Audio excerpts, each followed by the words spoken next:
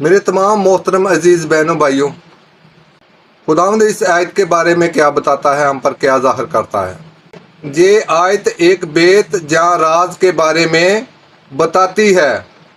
ये बेत क्या है? पुराने ज़माने में लोग खुदा को जानते थे, लेकिन उसके पूरे मंसूबे को नहीं समझ पाते थे। नबियों ने खुदा के बारे में बात की, शरीयत ने रास्ता दिखाया, लेकिन असल हकीकत अभी भी छुपी हुई थी। ये बेत था मसीह यसू। पुराने ज़माने में लोगों को मालूम नहीं था खुदा एक दिन खुद अपने बेटे को भेजेगा जो हमें निजात देगा। ये खुशखबरी सिर्फ इसराइल के लिए नहीं बल्कि सारी दुनिया के लिए थी। यही राज सदियों से छुपा रहा।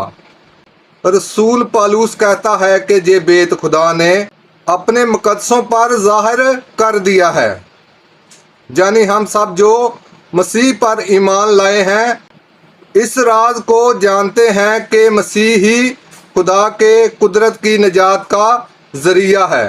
बहनों भाइयों, आप इस बात को अच्छी तरह से समझ तो गए होंगे, हम पर ज़ाहिर किया गया है। तो हमको चाहिए कि खुदावंद यीशु मसीह की बातों को मानें और उन पर अमल करें और अपनी ज़िंदगी को संवारें। आज वक्त है कि हम अपनी ज़िंदगी को संवार लें। अगर आज भी हम इस वक्त से बाखबर रहे तो कभी भी हमारी ज़िंदगी संवर नहीं सकती। तो खुदावंद हमको बार बार ये ताकीद कर रहा है, ये मैसेज दे रहा है, उन बुरी बातों को छोड़कर खुदावंद यीशु मसीह के पास आ जाएं। खुदावंद यीशु मसीह और खुदावंद का जिंदा पाक कलाम है। पाक कलाम हमको ये सिखाएगा कि हम कैसे निजात पा सकते हैं।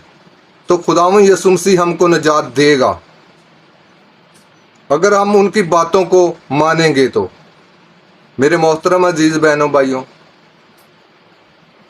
वक़्त को गनीमत जानो क्योंकि दिन बुरे हैं। आप हालात देख रहे हैं, कैसे कैसे हालात दुनिया में बने हुए हैं,